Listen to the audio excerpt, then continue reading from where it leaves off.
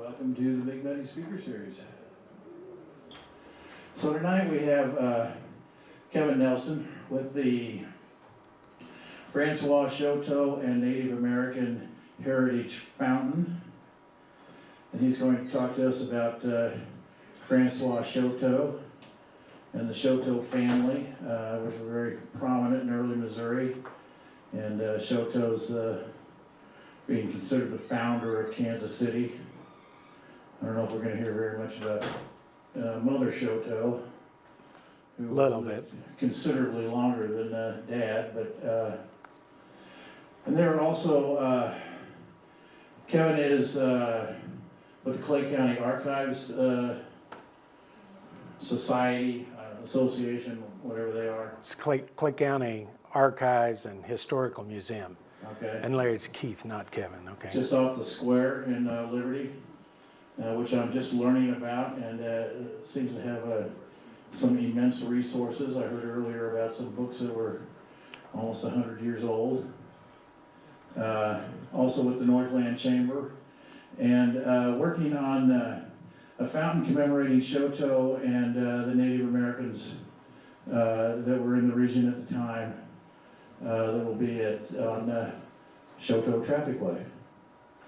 So that's enough rambling for me. I will give you Keith Nelson. Thank you. Thank you very much. Thanks for sharing your evening with me.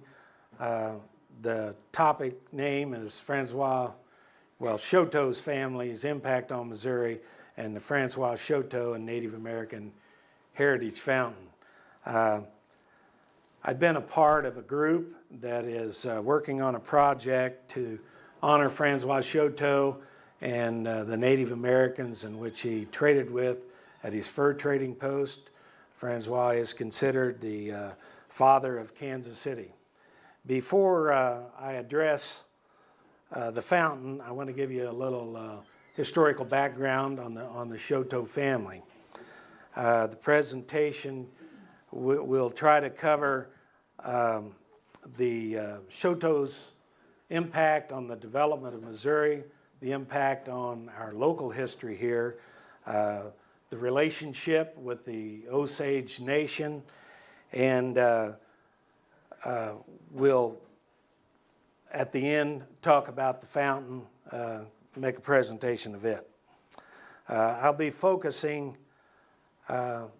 first on our first three generations of the Chouteaus.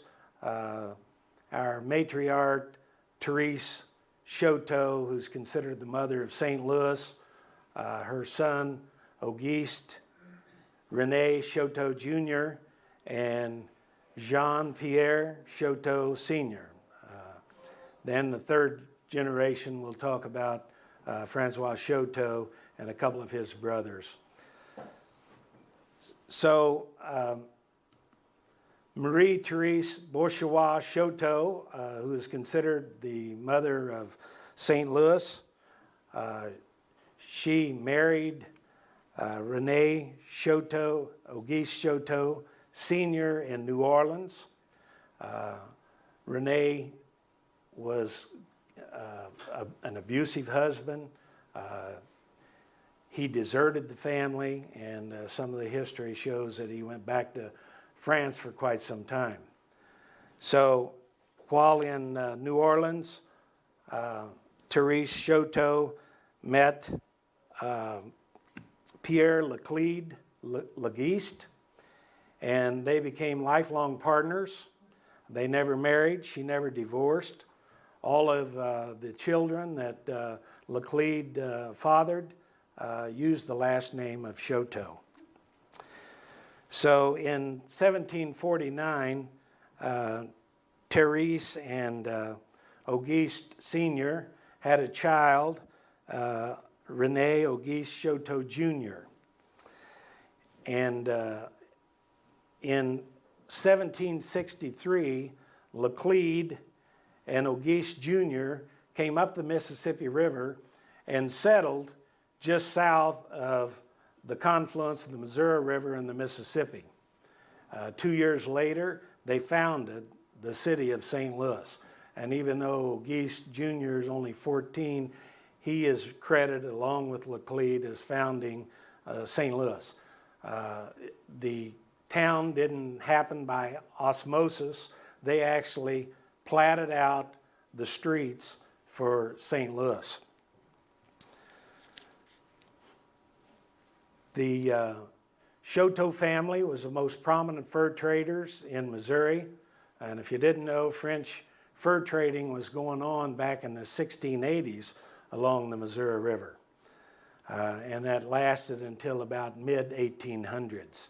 It's real interesting when you think about fur trading going on back then, because fur trading was European goods being traded for pelts with the Native Americans.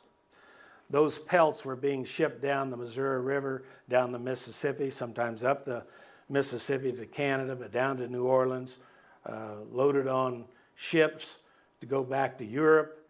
The hottest commodity in Europe were beaver skins. And so then those ships, when they would come back, they would be loaded with European goods to be traded with the Native Americans. So I know that our chamber is very proud of the fact that we do international trade, yet we had international trade way before the city was founded. The Chouteaus established a terrific relationship with the Osage people. In St. Louis, 60% of the furs that were being traded there were with the Osage. Now, they traded with a variety of tribal nations at that location, but the Osage was the primary ones. The Osage lived among, the Chouteaus lived among the Osage. They learned their language and their culture. It was quite common for the trappers and the traders to marry Native Americans. No one could match the knowledge and the influence that the Chouteaus had with the Osage people. And they were very key to our American government when we bought the Louisiana Purchase. Because of time restraints, I won't go through the Revolutionary War battle we had in St. Louis. This picture here, if you've ever been in our Missouri Capitol Dome, there is a pictorial history in the dome, and this is one of the paintings by Walter Ufer, and it shows the battle in St. Louis. The key point that I want to bring up here is one of our heroic generals of the Revolutionary War,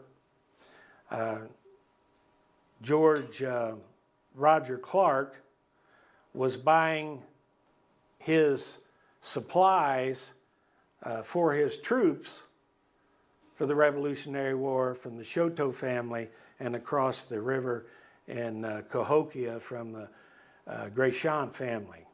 So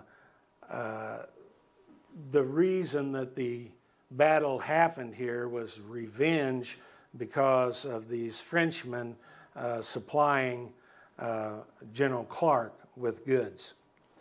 So in 1803, the Louisiana Purchase, another topic we could talk a whole night about. We all know about the purchase. The thing that I want to point out here is what that purchase really did was give the United States the right to negotiate with the Native Americans. The Chouteaus obviously were concerned about a new governmental regime coming in. After all, they had lived in St. Louis for 40 years. They were concerned about whether they were going to be able to keep their land. They were concerned about whether they were going to be able to keep their licenses. But the French argued for preemption rights, and they were given that because they were so valuable to the Americans coming in with the relationship that they had. So Thomas Jefferson was planning the expedition 2 years, the Lewis and Clark expedition, 2 years before it was ever kicked off. The Lewis and Clark were on the east side of the Mississippi River in Cahokia, and the Spanish would not allow them to come in and start their expedition.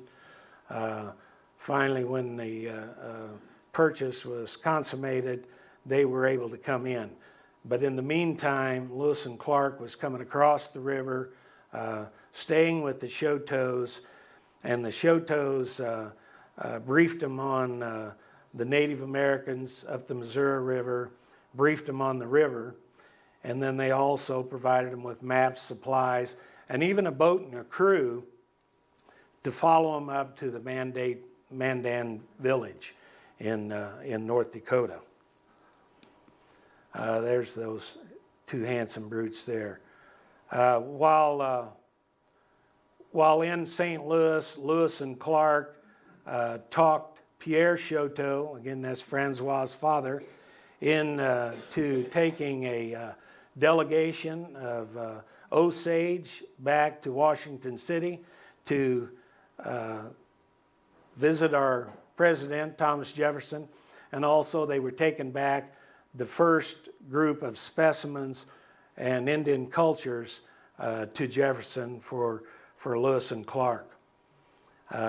One of the things that has always humored me when I'm reading some of this, the Chouteaus added to the collection while they were in St. Louis and some of the things, but the Osage had found a fur ball that the buffalo had coughed up, and so I can't imagine how big that might be, but they thought that was real important for our president to see that, so that was added to the collection as well. While in Washington, Pierre was named the agent of the Indian Affairs for the district of the Upper Louisiana. So earlier we was talking about Cause Point.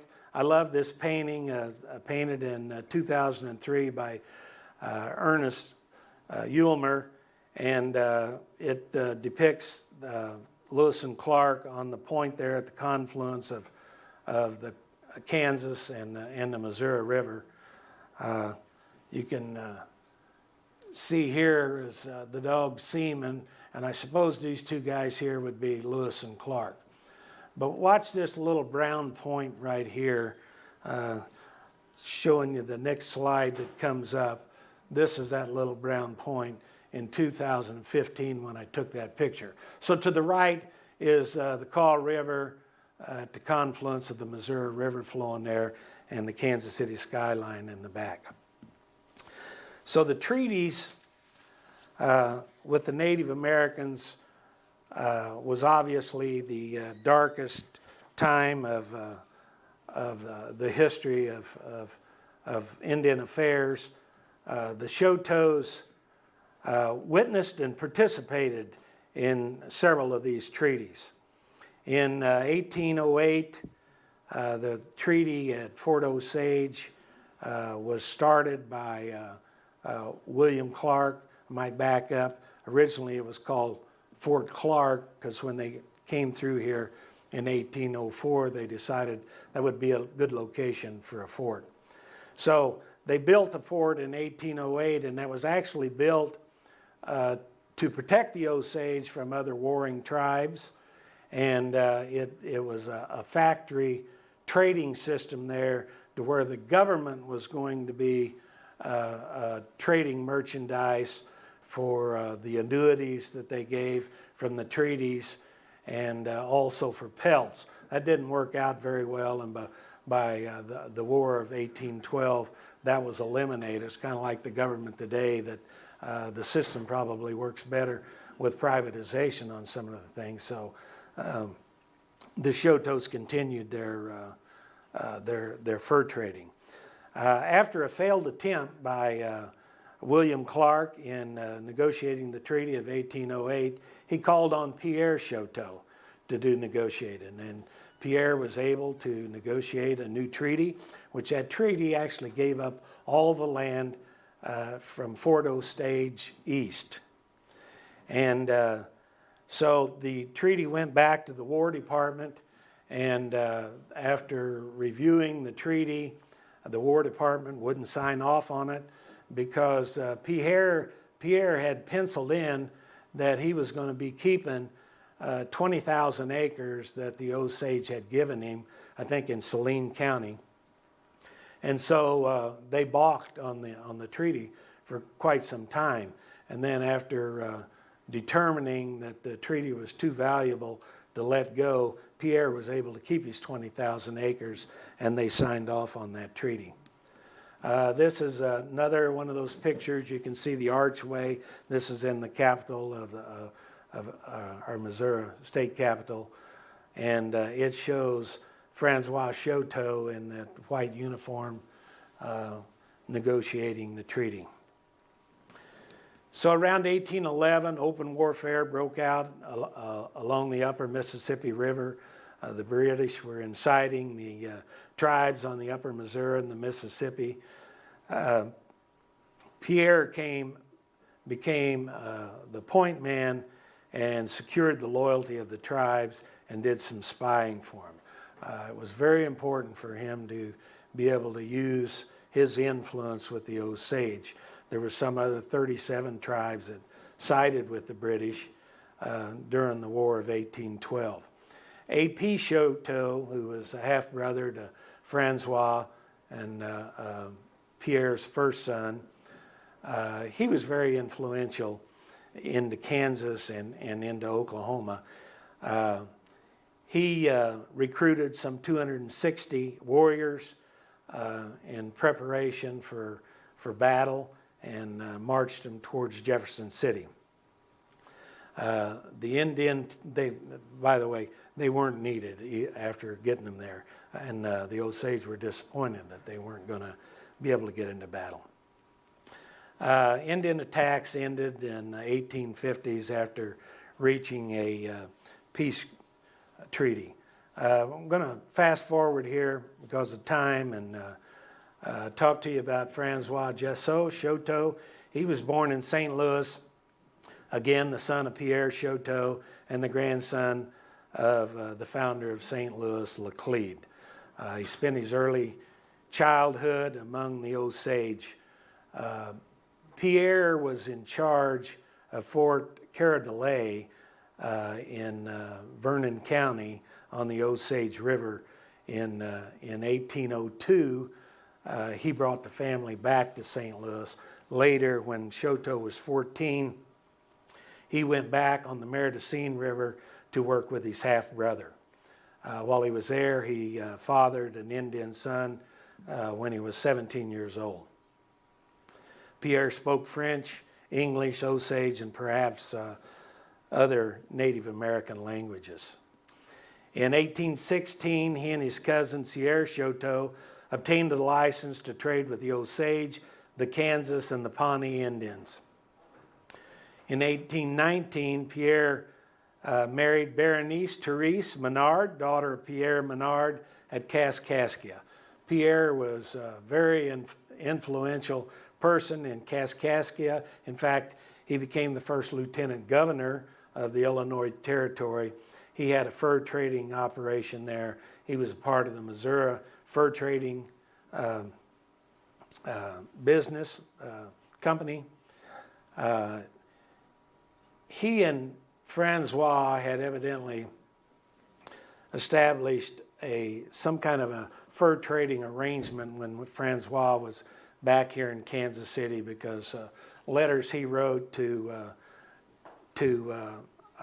Pierre asked for material, the European goods, when to bring them up the river, and notifying him when pallets of furs would be coming down the river. Excuse me, just a minute.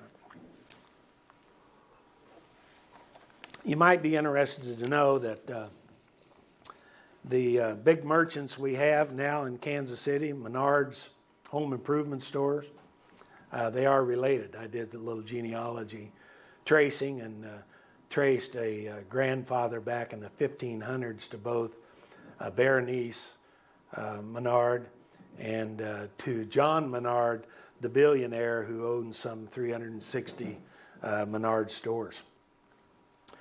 And the Menards were French-Canadian. So the newlyweds, after being married in Kaskaskia, if you're not familiar, Kaskaskia is right across the Mississippi River, was across the Mississippi River from St. Genevieve. There has been so many floods there that now the Mississippi River is on the east side of Kaskaskia, and at one time they were like 20,000 residents lived there, but they've been flooded out so much. I think in the last census there was less than 200 people lived in Kaskaskia now. The newlyweds started out immediately for the western frontier. Berenice wanted to come back with Francois and stay with him. What a rough life it would have been, but she also knew what a lot of the other fur traders and trappers were doing, marrying Native Americans. In fact, we mentioned A.P. Chouteau. He had a wife in St. Louis, plus he had 3 wives, Native American wives, in Oklahoma later on. So she knew what that kind of life was like, so she came with Francois when he came up the river. They were on a mission to locate a fur trading post on the Missouri River up on the western side of Missouri here, and they were actually headed all the way up to Black Snake Hills, which today is known as St. Joe, Missouri. So they stopped at Randolph Bluffs on their honeymoon voyage. Randolph Bluffs is about where the Chouteau Bridge is, if you're familiar with that. Harris Casino.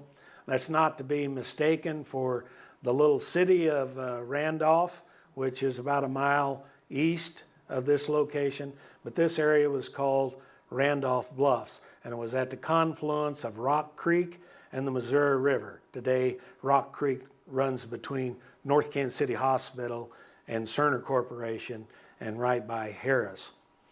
At that location, there was a natural outcrop of limestone, and it was where Native American trails converged. It was where the Native Americans met, and it was a location where they crossed the river.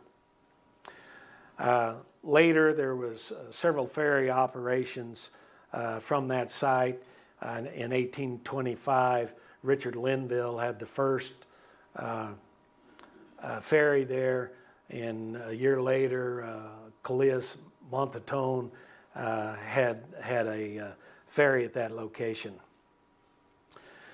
So after the newlyweds traveled up to Black Snake Hills, they came back down the Missouri River and they went up the Kansas River and up to the Cedar Creek near Bonner Springs. Francois and his cousin Pierre Chouteau built the first trading post on the Kansas River. They built 4 log cabins, and the trading post was known as the 4 Houses. Francois and Berenice lived there for about a year, and then they came back down to Randolph Bluffs. I love this painting. I'm sure that most of you have seen that painting before by George Caleb Bingham. It's titled Fur Traders Descending the Missouri River. That little animal on the end there that looks like a pussy cat, that's actually a cub bear. And the original title of that painting was French Trader and Half-Breed Son, but the American Arts Union changed the name so it would be more politically correct. So again, the Chouteaus came back down to Roche-Bellecourt, Randolph Bluffs. The French called it Roche-Bellecourt, and they established a fur trading post in 1821. Pierre Chouteau had sent a crew up from St. Louis to build the newlyweds a cabin. They originally built one on the south side. The Native Americans tore it down. They built another on the north side. Some of the historians believe that Grand Louis Berthollet was there as early as 1808, but with the crew that Pierre sent up in 1919, there was actually a community established there, and it was recognized as the first permanent European settlement in our area. This is one of the documents. It's an excerpt out of our 1822 court order book that is housed at the Clay County Archives in Liberty.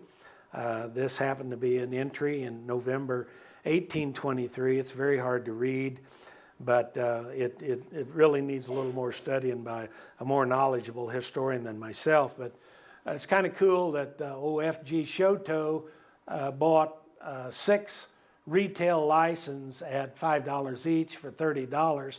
Not sure what this is, amount of maybe taxes on Chouteau's license for $22.50. But on this same transaction, all of a sudden Chouteau turns back in, returns 3 of the license, and so he only got 3 licenses. I don't know if it was the fact that he realized that not all of his trading posts were in Clay County, or if there was a misinterpretation with the French language. But what this does prove is the fact that the Chouteaus were in Clay County during that period of time. This map is a beautiful map that one of our volunteers at the archives, Kevin Fisher, did in 1994. It's got a lot of neat material in it. The blue is the current channel of the Missouri River. This little leg is the Kansas River. The other is the Missouri River channel in 1828. And you can see that at the location where Francois Chouteau's trading post was, the river was much further north. And it also shows Grand Louis Berthelet's cabin there in 1819. Across the river is the Kansas Indian Agent in 1824. A couple of things to look for that we'll be talking about is right here is what we call the French Bottoms. Was there 1820s to 1844, and today we know that is our West Bottoms or our industrial area. A little farther going up to the river here by where General Motors plant is, we had some trading posts. Andrew Woods had a trading post, and Curtis Ely had a trading post right here. Both those trading posts folded over into Chouteau's company a little later. So we're going to do a little trivia question here. So I'm going to ask you if anybody knows what famous historical person lived and worked in Kansas City area and is featured on a circulated United States coin. And no, it's not J.C. Penney's. And no, it's not Harry Truman, even though Harry Truman was on a lot of collector coins. We're talking about a circulated coin. Does anybody have a guess? I'm going to give you a hint. Does that help? How many guessed Zaccaria? That's wrong as well. It's that little papoose there. That's Jean-Baptiste Charbonneau. And so he's the son, of course, of Toussaint Charbonneau and Zaccaria. And when he was 55 years old, him and his parents joined the Corps of Discoveries led by Lewis and Clark.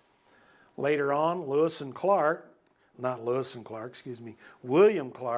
ended up raising and educating Jean-Baptiste.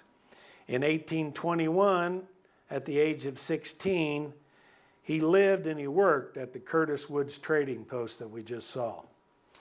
In 1823, a guy came through there, Duke Wilhelm. He was on an expedition very similar to what the Lewis and Clark was doing, and he discovered a little Pompey, or Pomp is what William Clark called him, and he ended up taking him back to Germany and educating him a little more.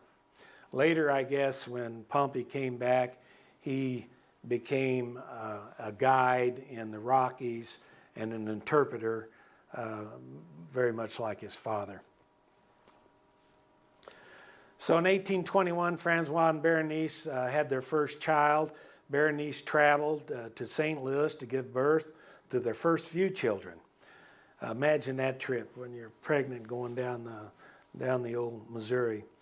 From 1821 to 1837, they had 9 children. 1825, Francois' 2 younger brothers joined him at Randolph Bluffs, and the 3 worked together the rest of Francois Chouteau's life. The 2 brothers, Cyprien and Frederick, both married Shawnee women, and Frederick was pretty influential over in the Kansas City, Kansas area. He had a ferry there at Edwardsville. Later on, they named a railroad station after him, so he was very influential later in that area. So in 1826, the flood wiped out the fur trading post at Roche Bellecourt, and so the Chouteaus took temporary refuge back up at the 4 houses. In the meantime, they built a large warehouse and a 2-room log cabin just north of the city market in Kansas City. History's kind of vague regarding the exact locations. Some historians give different locations, the end of Truce, the end of Grand. It's really hard to tell, and possibly they moved more than once. Later, the Chouteau Landing was developed there, and a 2-story house for the family. So Francois not only traded at the post near the Kaw River, but he also went out into the territory. And what's amazing is when he went out there, he took goods with him. And he was out there in the winter encouraging the Kansans to do their trapping for the trading the next year. And he was giving all of these goods to them on credit. So a lot of times he had that the Native Americans owed him quite a lot of money or to trade pelts. They also, at the fur trading post, they were either buying merchandise with their annuities for treaties or bringing in their pelts. And the kind of merchandise they would have, if you've all been to the Arabia Museum, the kind of stuff that came up on that boat a couple of decades later, but cooking utensils, knives, guns, beads. You see all of the blue beads that they have in that collection. So that's the kind of stuff that was coming up for our international trade. A majority of the trade at that time was being made with the Kansas Nation and the Shawnee Nation. Francois was operating 5 different trading posts. Kansas City was the largest and was the collecting point for the shipments to St. Louis. So they'd be filling their warehouse, and once they got a keelboat load and the weather was right, they would take them down the river, and some to St. Louis, and I guess some to Kaskaskia to Pierre Menard. In 1828, Chouteau established a post at the Shawnee village. And that was very early on because the Shawnee were just coming through, was pushed out in a treaty of 25. So that was real early on. 1828 and 29, he established a post west of Lawrence, Kansas. Kind of humorous, they abandoned the 4 houses, but the Indian agent set up west of Lawrence. So that's where the annuity money was coming from. So boom, let's abandon that one and build our next trading post right up there so they could come across the river and buy our goods. Again, the Chouteau Landing became a major docking for steamboats and for Kansas City and other river travelers. Other French families started settling into the French bottoms. Francois was considered the leader of the community in a one-man banking operation. He started acquiring lots of land, farms. He dealt in land, and by the 1830s, he owned 1,200 acres of land surrounding his warehouse. As a speaker, I'm going to take special privilege here. This is an official Missouri State document. This is a log of the abstracts in 1831, some of them, and came from Lexington, Missouri. It says up at the top, whoops, excuse me. Says up at the top here, Lexington Abstracts, 1831. And where the red arrow there is Francois Chouteau with 80 acres.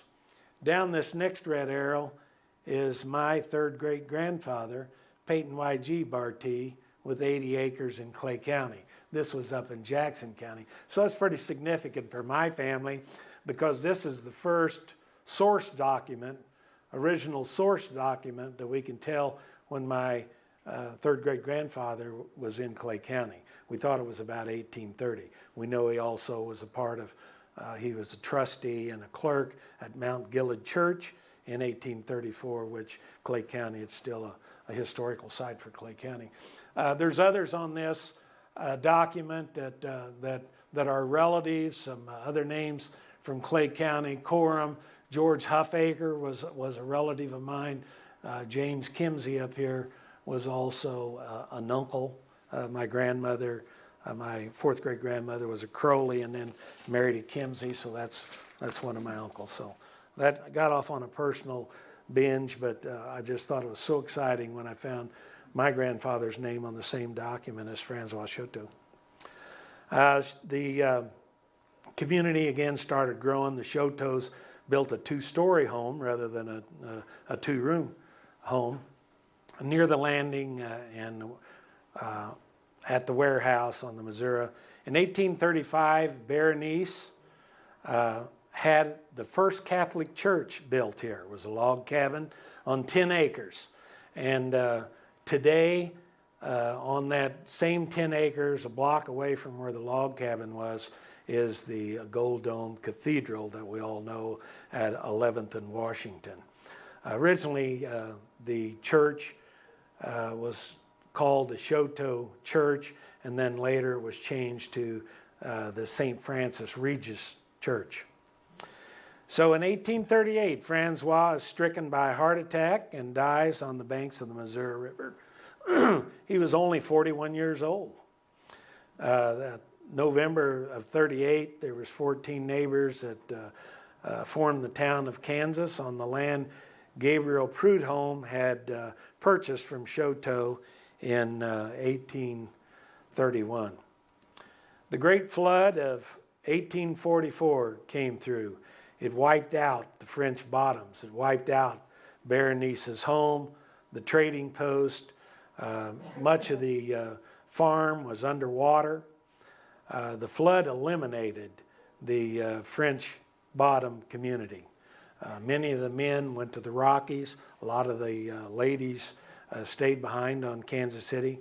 Berenice built her a new home up on the Santa Fe Trail on higher ground, but most of the French pioneers had relocated.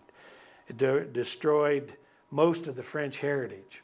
And when you think about it, we were mostly French speaking at that time because that's what the community was made of. So I'm going to now get to the fountain proposal. The proposal is to construct a historical monument fountain honoring Native Americans of the area and the Kansas City's founding father. It's called the Francois Chouteau and Native American Heritage Fountain. And the fountain, later on, you might want to look at these charts for a little closer detail. This is a concept drawing done by Landworks Studio. We're going to have, whoops, I'm bad about this, guys. Sorry about that. On the bluff, this is going to be a bluff. The water cascading over the bluff will be depicting Rock Creek, and this pool down here will be the Missouri River. We're going to have 3 statues up on the top. You have a good view of them there in front of you on that chart. Those are heroic size statues, it'll be 8.5 foot. And on up the river here, we're going to have a Kansa Indian stalking a beaver. This next one is a footprint of the fountain site. It's going to be one of the most significant fountains in the fountain system in Kansas City. It's over 400 feet long, and we're going to be celebrating history. We don't have a lot of fountains in Kansas City that does that. But, whoops, I did it again, excuse me. Imagine this is Chouteau Parkway.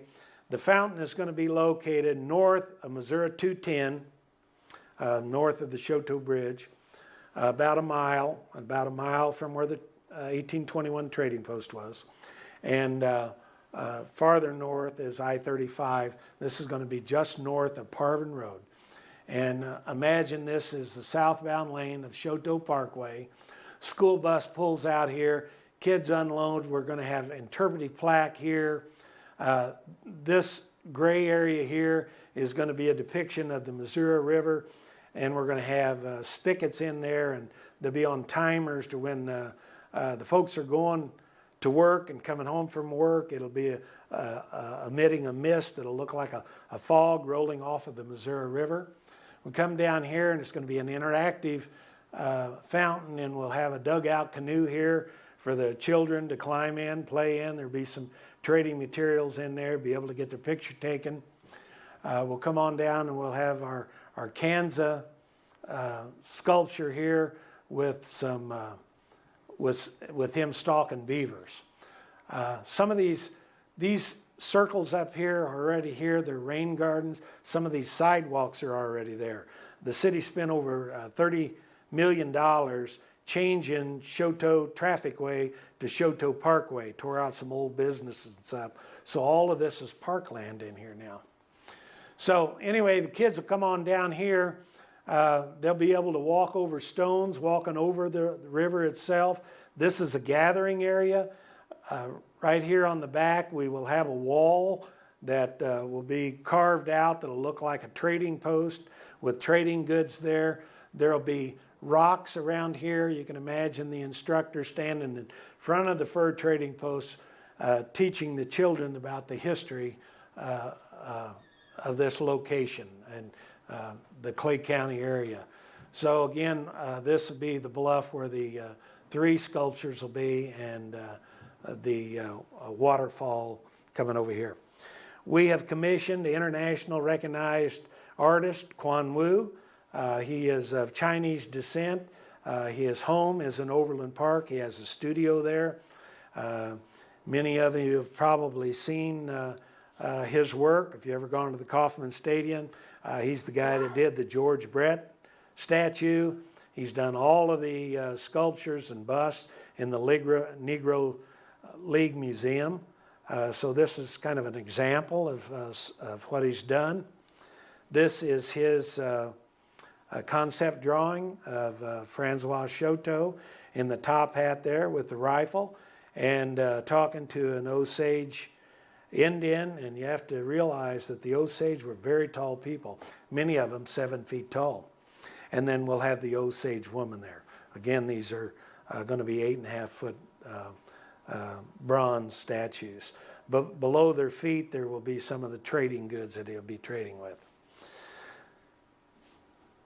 So the next one is the Kansa hunter stalking the beaver. To kind of put this fountain to perspective, I'm going to hope that I can click on this. So this is just a 2-minute YouTube, but it brings the fountain to life, which I think tells the story much better than I can. This project is going to be going to cost $1.6 million. We're the first fountain that had to do an annuity with it in order to help pay for future maintenance. So we'll have an endowment of over $300,000 of the $1.6 million is here it's coming up. Will be in an endowment. We currently have Burns and McDonnell volunteered to do the construction drawings at cost. Bill Dunn has written us a letter indicating he will construct the fountain at cost. And just yesterday we got a commitment from Mark I, it should be rolling, with Mark I Electric that'll be doing some electrical work at cost. So there's the sculptures, the Rock Creek cascading over the bluffs, 8.5 foot tall bluffs. To give you a little bit of an update on where we're at, again, we're reaching out to civic leaders and individuals asking for contributions. We've gotten commitments from Cerner, from North Kansas City Hospital, from Ford Motor Company. So some of the money is starting to come in.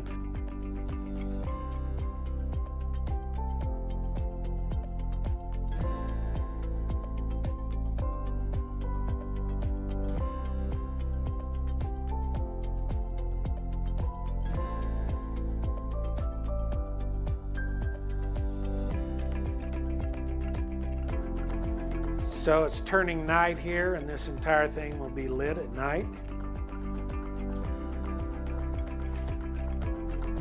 Our Kansa sculpture is carrying a pretty heavy weapon there, so that's going to be changed. Possibly we'll do a net there for him.